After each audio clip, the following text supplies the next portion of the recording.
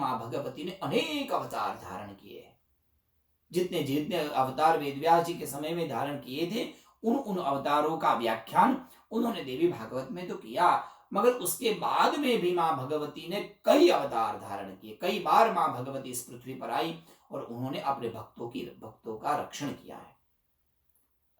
तो जब जब मां भगवती इन कलिकाल में आगे आई और उन्होंने भक्तों का रक्षण किया, असुरों का वध किया, और बाद में जहां जहां स्थापना हुई उनको हम कहते हैं सिद्धपीठ।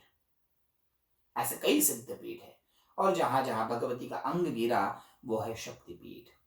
कई बार मां ने अवतार लिए, और स्पष्ट रूप से चंडी पाठ में भी ये श्लोक आता है, तदा तदावतीर्याहम करिष्याम्यनि संशयम। जब जब कष्ट आएगा तो उन कष्ट को दूर करने के लिए मैं अवतार लेकर आऊंगी। इसलिए महिषासुर को मारने के लिए मां भगवती महिषमर्दिनी बनी।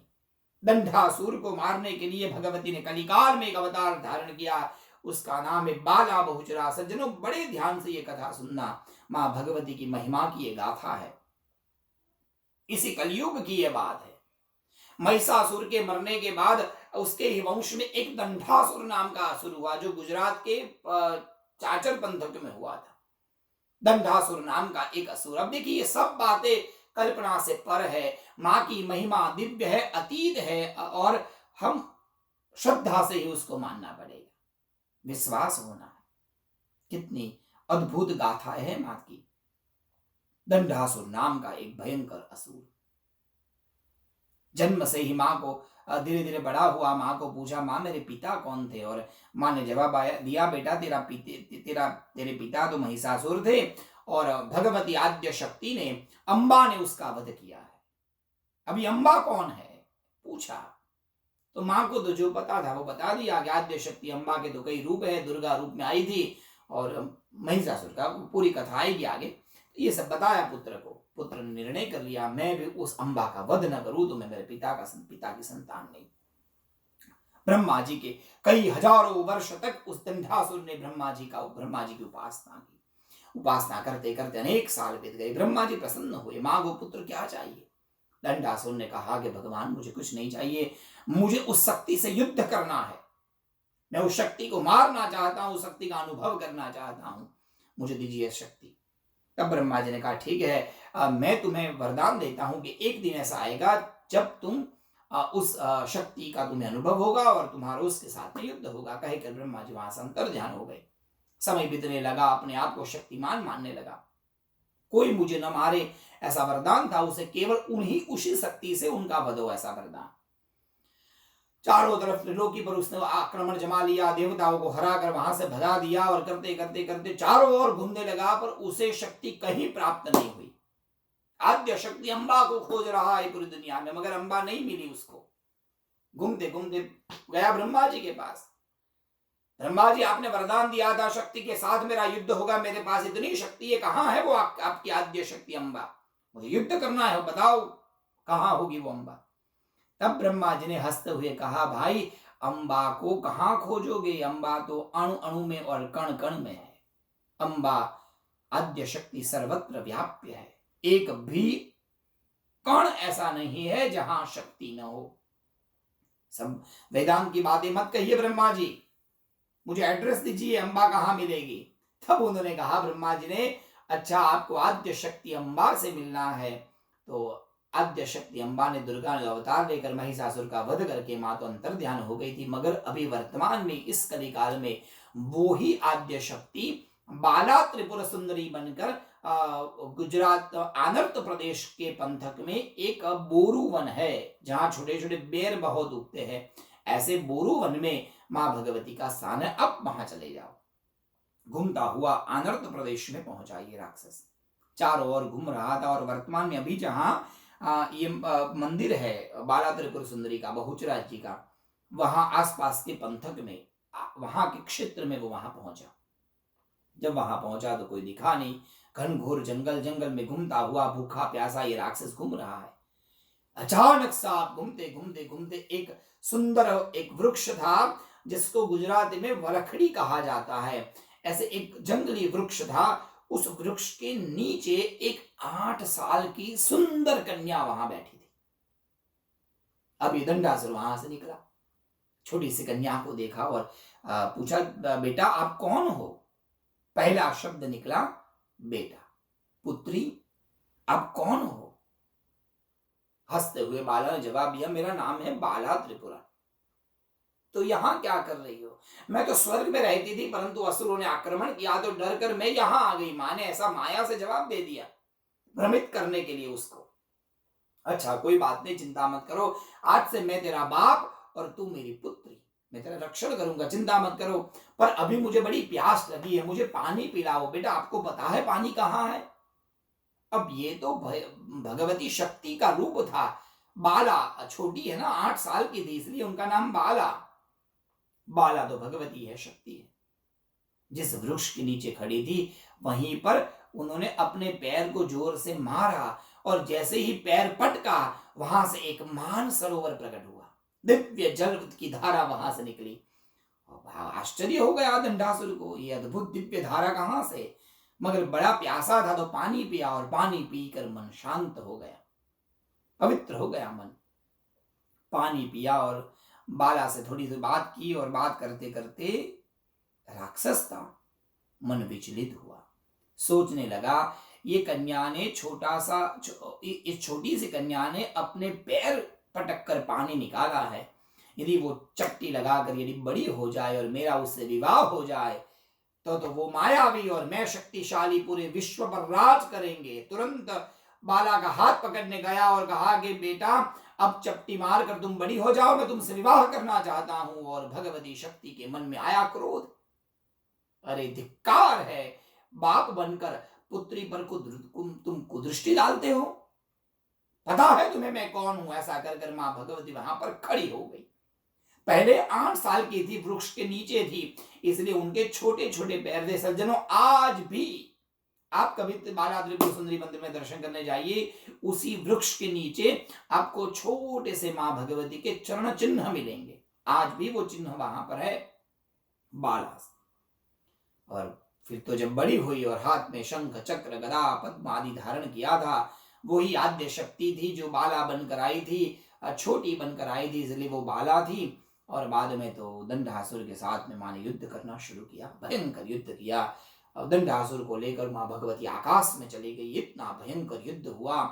दंडासुर युद्ध करते करते डरने लगा, थकने लगा, भागने लगा। कौन सी दिशा में भाग कर जाए? पूर्व में जाते हैं तो कौमारी का दर्शन हो गया, अग्नि में जाते हैं तो आग्नेय शक्ति का दर्शन हुआ, दक्षिण में भागने गया तो मां भगवती यक्षिणी बनकर वहां प्रकट हो गई। जिन जिन दिशा में जाता है, ऊपर जाता है तो ब्रह्माणी दिखी, नीचे आया तो वैष्णवी दिखाई दी। कौन सी दिशा में भागे? जहां जाता है वहां जगदम्बा दिखती है। और शरीर कांपने लगा, भागने लगा, मगर कोई दिशा भागने के लिए नहीं है। क्या करूं, कैसे बचूं? उस समय उस वन में बहुत सारे मुर्गे और वो कुकड़े कुट रहे थे। अब कुरकुट बहुत सारे थे मुर्गे, तो उन मुर्गों के बीच में ये दंडासुर भी मुर्गा बन गया और असंख्य मुर्गों के बीच में वो दंडासुर मुर्गा बनकर घूमने लगा। अब मां भगवती ने सोचा कि बहुत सारे मुर्गे में या ये असुर मुर्गा तो बन गया, पर ये सभी मुर्गे को मारूंगी तो जो निर्दोष मुर्गे हैं वो बेचारे मर जाएंगे। अब किया क्या जाए? तो मां भगवती बाला भगवती ने अपने मस्तक से कुमकुम लिया और कुमकुम छिड़का और कहा कि जो सही है उसका जीवन बदल जाए और जो बुरा है, जो असुर है, वो वैसा का वैसा रहे। सज्जनों ध्यान देना, मां की कृपा सब भक्तों पर जाती है, पर जो भक्त वास्तविक है, जिसके अंदर वास्तविक भक्ति है, उनका ही जीवन बदलता है। बाकी जो जैसा है वैसा रहता है। बोलो जय श्री कृष्ण। इसलिए सच्चे भक्त बनने का प्रयास हमें करना चाहिए। मां के सच्चे भक्त का जीवन मां बदल देती है। कृपा सब पर जाती है, बारिश सब जगह पर गिरती है, पर वृक्ष वहीं उगता है जहां बीज होता है। पत्थर पर पानी गिरेगा तो पत्थर पर नहीं उगेगा, क्यों? बीज नहीं है वहां पर। कृपा सब पर जाती है। कृपा तब फलीभूत होगी जब अंदर भगवती का बीज, भगवती की श्रद्धा हमारे हृदय में होगी। और जितने बुरे थे, जितने जितने जो वहां जितने मुर्गे थे उसमें से जितने मुर्गे सही है उनका जीवन मां ने बदल दिया, रंग बदल गया और रातें पीले सफेद विविध रंग के वो हो गए, और जो दंडासुर बुरा था वो वैसा का वैसा रहा। माँ भगवती को पता चल गया एकमात्र ये बचा है सफेद मुर्गा। माँ ने उसको पकड़ा, लेकर हवा में उड़ा कर ले गई, त्रिशूल धारण किया, और माँ ने एक क्षण में अपने भक्तों की रक्षा करने के लिए माँ भगवती बाला भग शक्ति ने, त्रिपुरा शक्ति ने उसका वध कर दिया। भगवती बाला थी, सुंदरी बन गई, युवती बन गई, उसको मारकर नीचे उतरी, और जहां पर दूसरी बार पैर रखा वो मां भगवती का मध्य स्थान बना। आज भी वो मध्य स्थान है। कभी दर्शन करने जाओ तो जरा अनुसंधान करना, ध्यान से देखना, वृक्ष के नीचे जो मां भगवती के चरण चिन्ह है बड़े छोटे छोटे हैं, क्योंकि वो वहां 8 वर्ष की बाला थी। असुर को मारकर जब मां भगवती ने पृथ्वी पर पहला चरण धरा तब मां युवती थी, इसलिए मध्यपीठ में मां भगवती के बड़े बड़े चरण चिन्ह जैसे मानो युवती के चिन्ह है। जितने भी मुर्गे थे वो रंग बेरंगी वो मुर्गे माँ के आसपास आ गए और माँ का स्तवन करने लगे। माँ, आपने तो हमारा जीवन बदल दिया, आपकी कृपा से जो है वो माँ भगवती बाला आपकी कृपा का फल है, हमारा जीवन बदल दिया। लोग हमें मार कर खाते थे, अब आपका रंग प्राप्त हुआ, अब हमें कोई नहीं मारेगा। आपकी कृपा से माँ अब हम रोज सुबह कुकड़े कूक आवाज करेंगे और लोगों को जगाएंगे। माँ की कृपा होती है, वो स्वयं जगता है और लोगों को जगाता है। माँ बाला की कृपा होती है, उनका स्वयं का जीवन सुधरता है और दूसरे का जीवन भी वो सुधारता है। वो स्वयं सुखी होता है, वो दूसरे को भी सुखी करता है।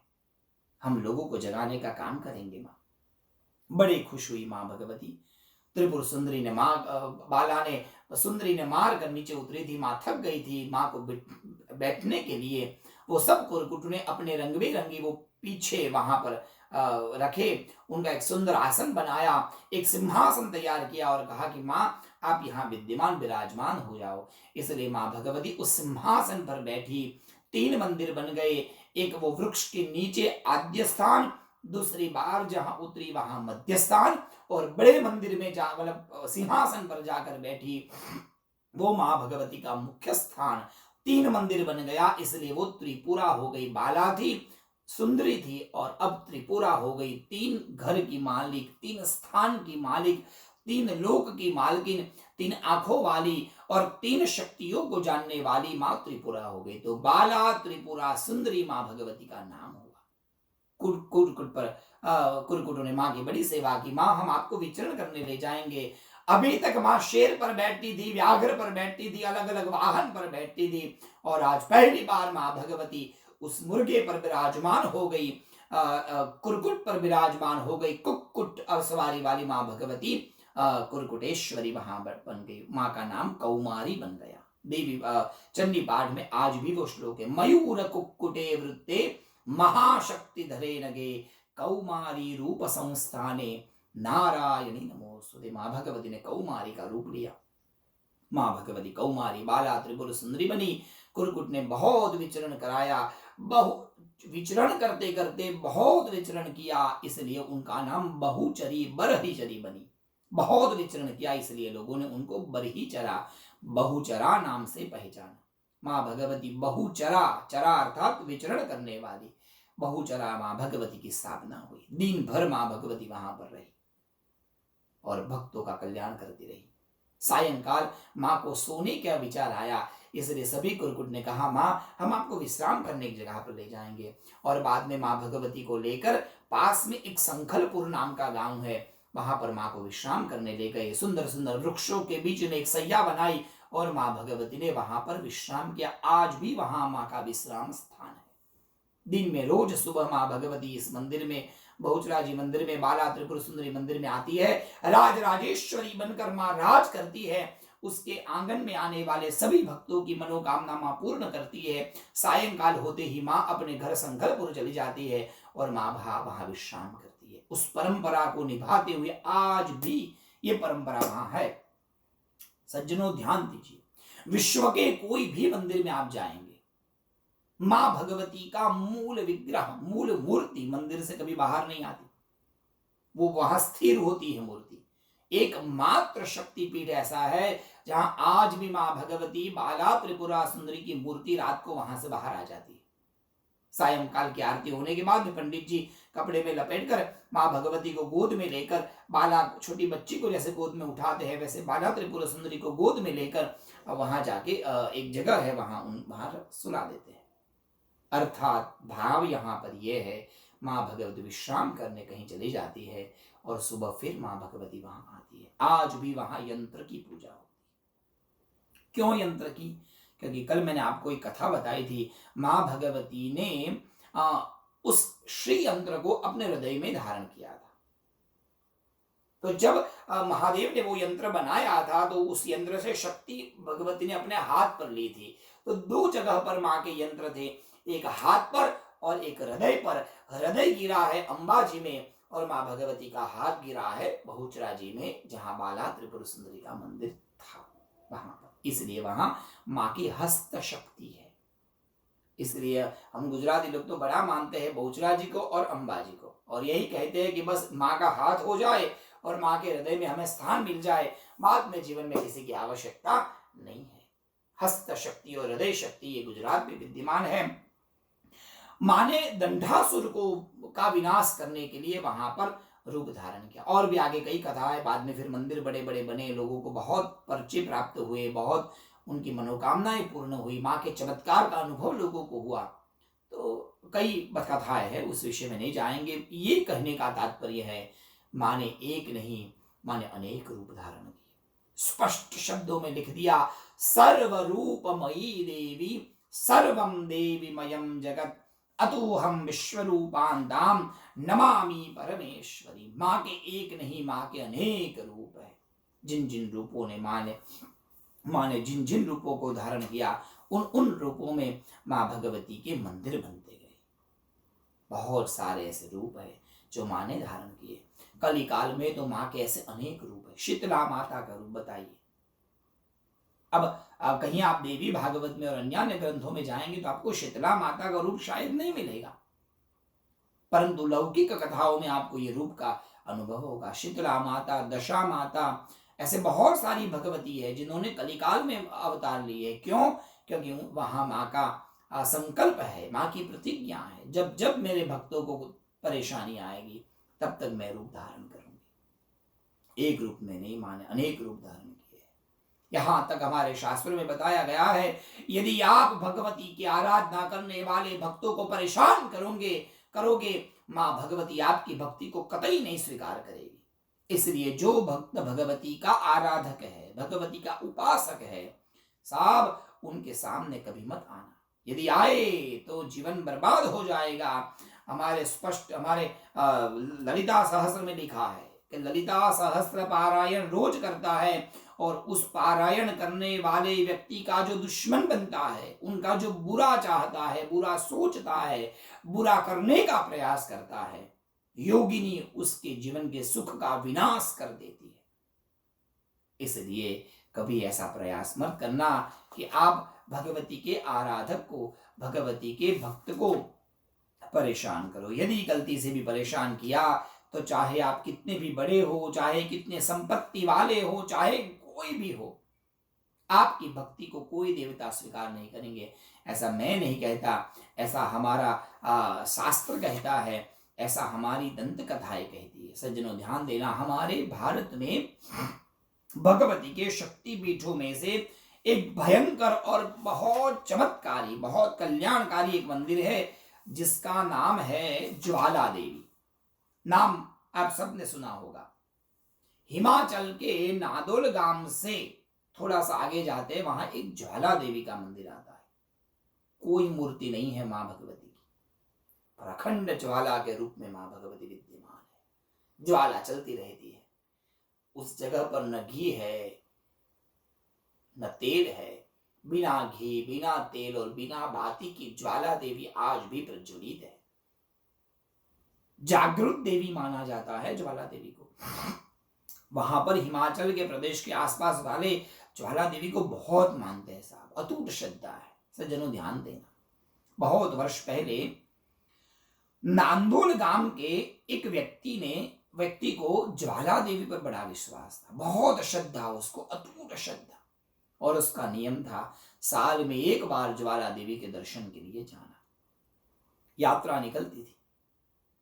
सज्जनों ध्यान दीजिएगा, यदि परमात्मा ने शक्ति दी है और भगवती की कृपा है तो दो काम करना, साल में एक बार अपने कुल देवी के मंदिर अवश्य जाना।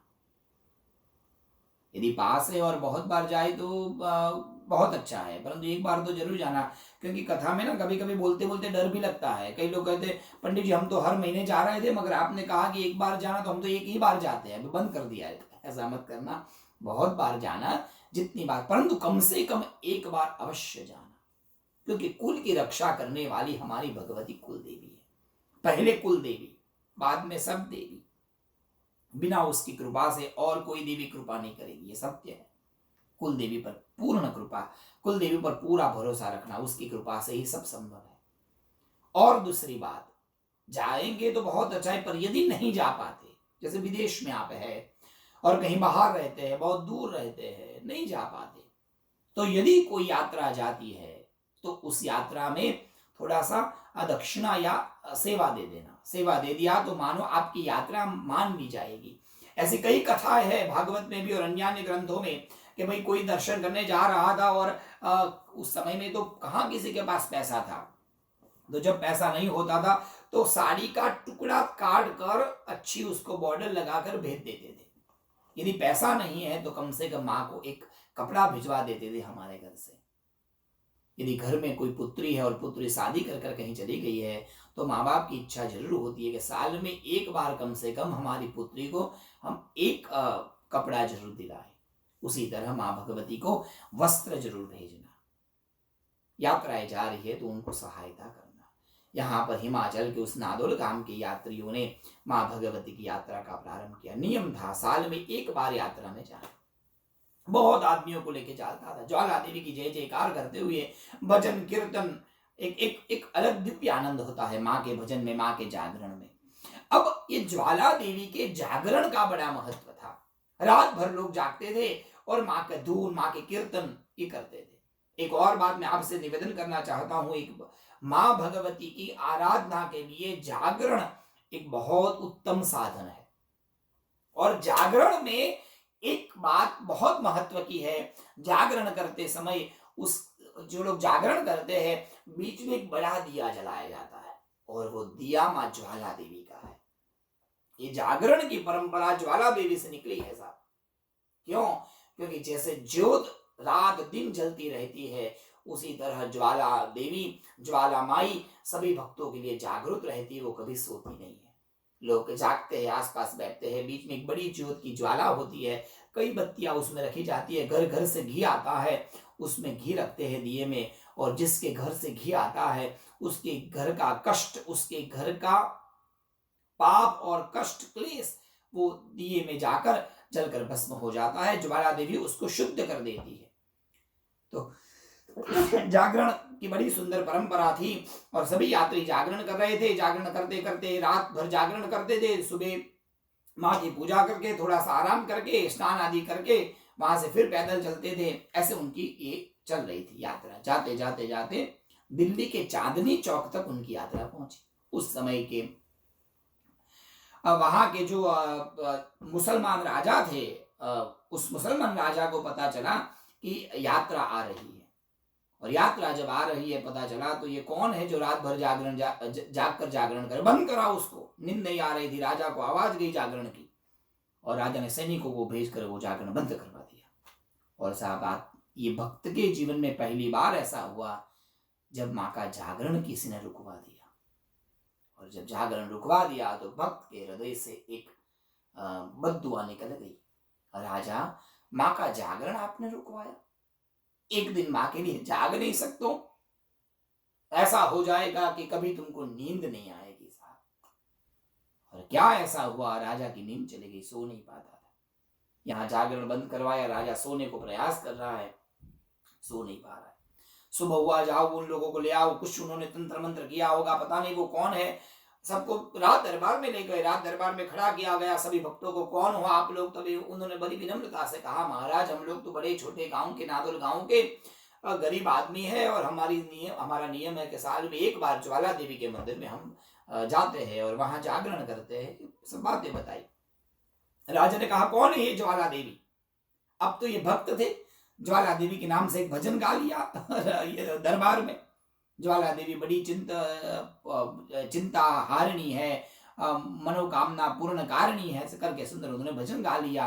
राजा ने कहा ऐसा वैसा कुछ नहीं होता है, चमत्कार क्या है माँ का?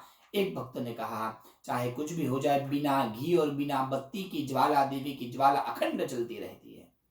और जब भक्त बोलते हैं तो कुछ ज्यादा ही बोल देते हैं, बोलो जय श्री कृष्ण। एक भक्त ने बोल दिया कि यदि माँ ज्वाला देवी की भक्त दुनिया में कहीं भी रहे, सच्चे दिल से माँ को याद करेंगे, माँ रक्षा करने पहुंच जाएगी। अब ये तो राजा थे, राजा की बुद्धि पकड़ी। राजा ने कहा ठीक है, मैं देखता हूं कैसे आप लोग यात्रा करते हो। यात्रा करने के लिए उनके पास जो घोड़ा है, घोड़ा का मस्तक काट दो। यदि मां भगवती साक्षात है तो आकर घोड़े के मस्तक को लगाएगी। और साहब सभी भक्तों के सामने घोड़े का मस्तक काट दिया राजा ने। आक्रांत करने लगे सभी भक्त, रोने लगे। उसमें जो प्रमुख भक्त था, जो मेन भक्त था, उसने आंख बंद करके मां ज्वाला देवी को याद किया, मां ये आज परीक्षा हमारी नहीं है, मां आज परीक्षा है आपके पर हमारी श्रद्धा की। यदि मां आज आप नहीं आओगी तो शायद हजारों वर्ष तक आपकी श्रद्धा पर आंच आ जाएगी, फिर कोई श्रद्धा से आपको याद नहीं करेगा। आंखों से दर दर दर आंसू की धाराएं बहने लगी। मां को याद किया और मां भगवती की ज्वाला देवी के चमत्कार से एक क्षण में मरा हुआ घोड़ा सा जीवित हो गया। राजा के सामने सामने कटा हुआ मस्तक अपने आप उठकर घोड़े के मस्तक पर लग गया। दूसरी बार काटा, फिर से लग गया, तीसरी बार काटा, फिर से लग गया, और तीन बार कटकर जब चौथी बार लगा तो राजा की दृष्टि खुल गई, बुद्धि सुधर गई। कोई तो चमत्कार ऐसा। राजा ने कहा भाई चलो अब मैं भी यात्रा में आता हूं, बोलो जय श्री कृष्ण। अब राजा भी यात्रा में जाने के लिए तैयार हुआ। आगे आगे भक्तों की यात्रा और पीछे पीछे राजा की सवारी। अब चले लोग बिना खाए बिना पिए आराम कर रहे हैं, मस्ती कर रहे हैं, भजन कर रहे हैं, कूद रहे हैं, नाच रहे हैं। राजा को आश्चर्य हो रहा है ये क्या पागलपन है। ज्वाला देवी के मंदिर में पहुंचे, वहां ज्वाला जल रही थी। राजा ने देखा सही बात है, दूध भी वहां बत्ती भी नहीं है और घी भी नहीं है और तेल भी नहीं है, बत्ती जल रही है, ज्वाला जल रही है। फिर भी राजा ने सोचा कि मैं ऐसा कैसे मानूं, मैं एक बार परीक्षा लेकर देखता हूं। और सब राजा ने परीक्षा लेना शुरू कर दिया। राजा ने अपने सैनिकों को बुलाकर जहां ज्वाला जल रही थी वहां पर पानी डलवा दिया, और साहब पानी डलवा दिया और ज्वाला तो बिल्कुल बंद नहीं हुई, पानी से भी वो दिया जलता रहा। और तब जाकर राजा की आंखें खुल गई। मानो न मानो ये भगवती की शक्ति कल्पना से पर है। यहाँ बुद्धि, यहाँ तर्क, यहाँ ज्ञान सब शून्य हो जाता है। ज्ञानानाम ज्ञान साक्षिणी, शून्यानाम शून्य साक्षिणी। सभी शून्यों की भी शून्य मां जगदम्बा है और ज्ञानियों का ज्ञान भी मां जगदम्बा है। विज्ञानियों का विज्ञान भी जगदम्बा है, अज्ञानियों का अज्ञान भी मां जगदम्बा है। राजा को विश्वास आया, दो हाथ जोड़कर मां को प्रणाम किया, मस्तक झुकाया और वंदन करके सोचा मैंने बड़ा अपराध किया है, मैंने भक्तों का अपराध किया है, चलो कोई बात नहीं, जो होना था हो गया। माँ के मंदिर में एक सुवर्ण का छत्र लगवा देता हूँ। और राजा ने अपना सुवर्ण का छत्र माँ के ऊपर लगाया। साहब माँ ने उसी क्षण उसको जोर से फेंका, वो लगाया हुआ छत्र जमीन पर गिर गया, था सुवर्ण का और अपने आप लोहे का बन गया। आज भी वो छत्र ज्वाला देवी के मंदिर में है, कभी आप जाओ तो दर्शन करना। सुवर्ण का लगाया हुआ छत्र आज भी वो वहां पर लोहे का बन गया है। सज्जनों ये सब अकल्पनीय बातें हैं। मां भगवती के चरित्र अकल्प्य है। ब्रह्मादि देवता भी मां भगवती की इस माया से मोहित हो जाते हैं। मां भगवती चाहे तो त्रिदेवों को भी मोह में डाल सकती है, और मां भगवती चाहे तो स्वयं भगवान नारायण को भी सोने के लिए मजबूर कर सकती है। ऐसा बहुत सारा वर्णन वेद व्यास जी ने जन्मेजय को किया। मां भगवती का रूप, मां भगवती की शक्ति, मां भगवती के चरित्र, मां भगवती के रूप अनन्य है, उसको कोई नहीं गिन सकता। अगणित रूप है मां भगवती के। हजारों साल तक मां भगवती विविध रूपों को धारण करती रहेगी और करती रही है। ऐसे कई बातें बताई। दो हाथ जोड़कर जन्मेजय ने वेदव्यास जी महाराज से वंदन किया, महाराज अब मुझे विश्वास हो गया। एक बात तो है, आपकी बातों से मुझे ये पता चल गया है कि देवी के रूप और देवी के चरित्र अकल्पनीय है और अगणित है, उसको कोई गिन नहीं सकता। पर फिर भी महाराज कृपा करके जल्दी जल्दी वाली बातों में आपने हमें कहा कि मां भगवती के 3 चरित्र है। कृपा करके महाराज वो 3 चरित्रों की कथा हमें बताएं। तब जाकर वेद व्यास जी महाराज ने अब जन्मेजय को उन 3 चरित्रों के बारे में कहना शुरू कर दिया। कहा, राजन सुनो, मां भगवती के प्रमुख 3 चरित्र है। उसमें से पहला चरित्र महासरस्वती का, दूसरा चरित्र महालक्ष्मी का और तीसरा चरित्र महाकाली का। पाठ करते समय दुर्गा सप्तशती का जब पाठ करते हैं तो पहले महाकाली, महालक्ष्मी, महासरस्वती वो 3 अनुष्ठान के रूप में आते हैं। और मार्कंडेय पुराण में इसी बातों को संक्षिप्त रूप में लिखा गया है और उसी में से 700 श्लोक लेकर दुर्गा सप्तशती नाम का एक ग्रंथ मिलता है, जिसको हम चंडी पाठ कहते हैं, जिसको हम दुर्गा सप्तशती पारायण कहते हैं, जिसका विशेष रूप से पारायण नवरात्रि में किया जाता है। नवरात्रि में दुर्गा सप्तशती के पारायण का एक विशेष महत्व है, परंतु बहुत कठिन है, इसलिए ज्यादातर पंडित जी से ही करवाना। बोलो जय श्री कृष्ण। यदि आपको आता है, अच्छे पंडित से आपने पढ़ा है तो आप कर सकते हैं, नहीं तो पंडित जी से कराना ज्यादा उचित होता है, क्योंकि उसके आगे पहले न्यास आते हैं, फिर उसके जप आते हैं, बाद में वो 700 श्लोक आते हैं, फिर से जप करना होता है, चरित्र का पठन करना होता है। एक बड़ी उसकी जटिल विधि विधान है, उसी विधि विधान से ही वो पाठ होना चाहिए। तो कहने का तात्पर्य वो थोड़ा कठिन है। दुर्गा सप्तशती में 700 श्लोकों में इन्हीं 3 चरित्रों को विशद रूप से संक्षिप्त रूप से वर्णन किया गया है, जबकि देवी भागवत में इन 3 चरित्रों को विस्तार पूर्वक कहा गया है। एक एक असुर कौन था, कौन से असुर को किसने मारा, कौन से असुर ने कौन सा पाप किया, ये सब बातें यहाँ पर बताते हैं। कहते हैं, महाराज सुनो, माँ भगवती ने अनेक असुरों का वध किया है। उन असुरों में जो प्रमुख असुर था उसका नाम है महिषासुर। ये महिषासुर को माँ भगवती ने मारा। अब प्रश्न हुआ, ये महिषासुर कौन है और महिषासुर की उत्पत्ति कैसे हुई? एक और 2 शत्रु थे जिनका नाम है रक्तबीज। तो ये रक्तबीज कौन है, उनकी उत्पत्ति कैसे हुई? एक और असुर है जिसका नाम है मधुकैटभ, जिसको माँ भगवती ने मारा। तो ये मधुकैटभ का चरित्र क्या है? और कई असुर थे जिसका नाम था चंड और मुंड, इनका भी माने वध किया है, तो उनका भी सुंदर चरित्र है। सज्जनों ध्यान देना, सबसे पहले महिषासुर की पूर्व जन्म की कथा बताते हैं। महिषासुर ये असुर कौन था और भगवती ने उस महिषासुर का वध करके माँ भगवती दुर्गा महिषमर्दिनी का रूप माने धारण किया था। तो ये महिषासुर की भी एक कथा है। वैसे वास्तविक रूप से देखा जाए तो उन समय में, मतलब हजारों सालों पहले ये सब घटनाएं घटी थी। आज के वर्तमान समय में हमें इसके आध्यात्मिक अर्थ को समझना चाहिए।